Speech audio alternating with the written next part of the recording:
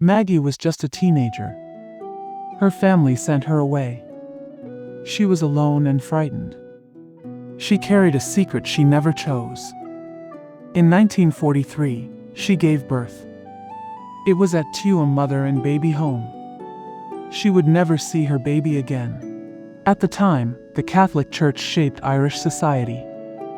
Unmarried mothers were hidden away. Their children were marked by shame. Families feared scandal and sent daughters away. They went to homes like Tuam. There, silence replaced compassion. The state and church ran these homes together. They promised secrecy but gave only hardship. Desmond was born here in 1946. He was taken from his mother at birth. He spent his childhood longing for family. He moved from one foster home to another. He never truly belonged. Years later, the trauma still lingered in his mind. Nearly 800 children died at Tuam. Their bodies were hidden, not in graves. They were put in a septic tank. Historian Catherine Corless found their names. 796 children were lost. Most had no grave or record. They were lost to history until now. Maggie kept her grief for 50 years. Only when old did she share her secret.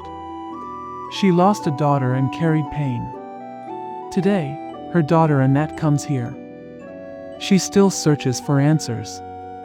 She hopes to find her lost sister. Desmond searched for family all his life.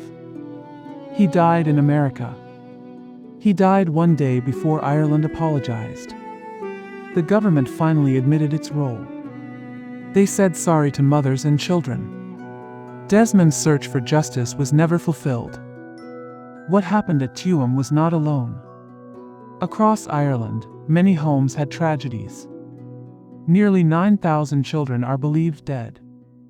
Most died in silence. Many in unmarked graves. The search for truth is not just for Tuam. It is for all lost children and mothers. Their stories were hidden for generations. This is not just history. It is a living story. The Irish government has finally decided to dig up the site. Ireland is only now facing its past.